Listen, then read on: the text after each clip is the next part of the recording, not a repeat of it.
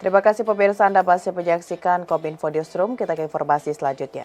Menteri BUMN Erick Thohir dalam ratas di kantor Presiden Rabu kemarin mengatakan pemerintah dan DPR menyetujui restrukturisasi Garuda Indonesia melalui proses penundaan kewajiban pembayaran utang atau PKPU. Restrukturisasi diberlakukan demi korporasi yang lebih sehat.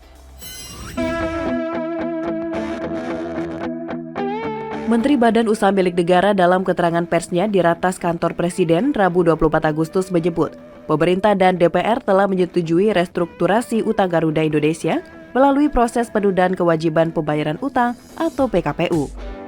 Restrukturisasi utang menurut Menteri BUMN diperlukan agar maskapai plat merah dapat berjalan dengan korporasi yang lebih sehat. Nantinya restrukturisasi PKPU Garuda akan berdampak pada jumlah armada pesawat. Menteri BUMN memprediksi jumlah armada Garuda dan Citylink akan bertambah 2 kali lipat dari saat ini. Selain itu, harga sewa pesawat Garuda akan sesuai standar harga sewa pasar global. Meski begitu, Menteri BUMN berharap harga tiket penerbangan lokal mampu ditekan menjadi lebih murah. Bagaimana kita bisa terus menekan harga tiket untuk lebih murah. Tadi di dalam paparan kita sampaikan, alhamdulillah terima kasih atas dukungan pemerintah dan juga DPR, di mana kita sudah berhasil merestrukturisasi daripada Garuda melalui PKPU, sehingga Garuda kembali bisa untuk bergerak secara korporasi lebih sehat. Di mana salah satunya indikasi yang kita akan lakukan selesai daripada PKPU keputusan, pemerintah akan kembali membantu PMN sebesar 7,5 triliun yang sebenarnya sudah diputuskan hampir 1,5 tahun lalu sebelum waktu itu kondisi COVID terjadi. Garuda setelah restrukturisasi PKPU ini akan mulai menambah jumlah pesawatnya kembali, di mana yang sekarang Garuda dan Citylink jumlahnya hanya 61, di akhir tahun akan mencapai angka 120. Nah, keseimbangan ini yang kita harapkan juga bisa memperbaiki harga tiket nasional.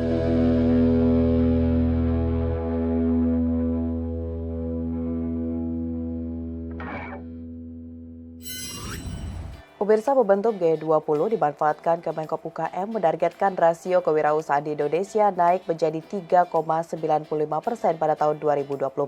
Target tersebut memberikan peluang dan akses bagi pelaku UMKM terhubung dengan pasar potensial mancanegara.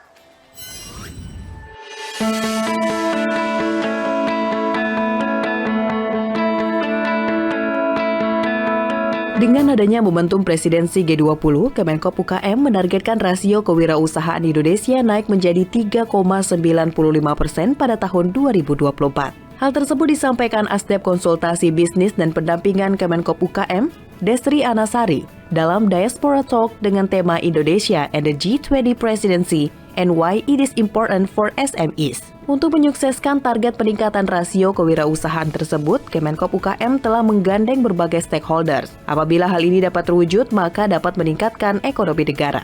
Sementara itu, kegiatan Diaspora Talk yang diinisiasi oleh Kemenkominfo dan Kemenlu ini dilakukan untuk memberikan akses kepada UMKM Indonesia untuk menggaungkan presidensi G20 dan untuk menghubungkan UMKM Indonesia dengan seluruh pengusaha potensial di seluruh dunia.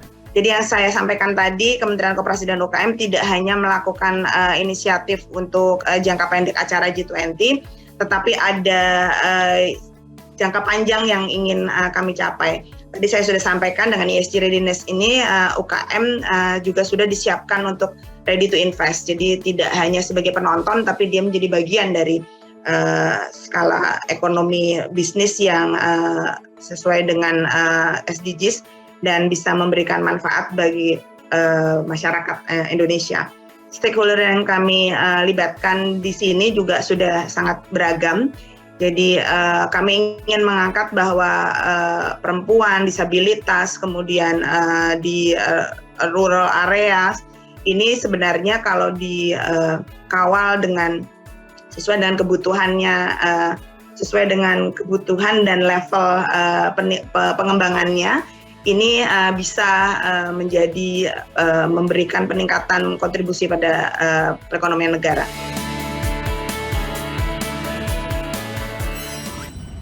Mendagri Tito Karnavian mengimbau seluruh pemerintah daerah untuk berkolaborasi dan bersinergi mengatasi laju inflasi di Indonesia.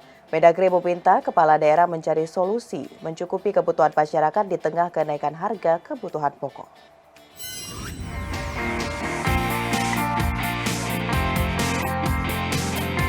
Menteri Dalam Negeri Muhammad Tito Karnavian mengimbau pemerintah daerah untuk saling bersinergi dalam mengatasi laju inflasi yang terjadi di Indonesia. Salah satu upaya dilakukan adalah dengan tidak mencetak uang dalam skala banyak, serta mencari sumber energi dan pangan yang murah guna mencukupi kebutuhan masyarakat. Mendagri mengungkapkan dampak terjadinya inflasi tidak hanya berimbas kepada pemerintah pusat saja, tetapi kepada seluruh pemerintah daerah, termasuk terhadap kemampuan, reputasi, elektabilitas para kepala daerah. Oleh karena itu, apabila terjadi kenaikan harga yang pesat, Mendagri meminta kepada pemerintah pusat maupun daerah harus saling bekerja sama untuk mengatasi tantangan tersebut sesuai dengan urusan dan kewenangannya. Kita tentu harus mengantisipasi bagaimana untuk menjaga agar inflasi tetap terjaga di bawah angka yang bisa terkendali. Dan inflasi ini merupakan agregat atau penjumlahan dari kerja pemerintah pusat dan seluruh pemerintah daerah yang jumlahnya 548, 34 provinsi, 98 kota, 416 kabupaten harus saling beriringan. Kita menggunakan model sistem semi desentralisasi. Beda dengan dulu sentralisasi penuh pemerintah pusat. Dengan adanya semi desentralisasi, maka kita harus burden sharing. Artinya harus menanggung beban bersama-sama untuk menghadapi persoalan yang sama yang mendasar. Dampak inflasi tidak hanya akan ke pemerintah pusat, tapi juga kepada seluruh pemerintah daerah, termasuk kemampuan, reputasi, elektabilitas para kepala daerah. Daerah yang tidak mampu menjaga inflasi yang menunjukkan bahwa leadership lemah.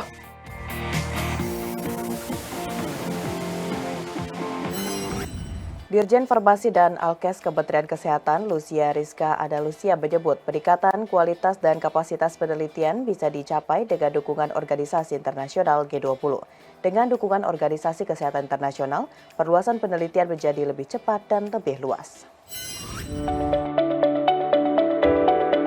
Dirjen Kefarmasian dan Alat Kesehatan Kemenkes Dr. Lucia Rizka Andalusia menyebutkan, dukungan organisasi internasional sangatlah penting dalam meningkatkan kapasitas penelitian dan manufaktur.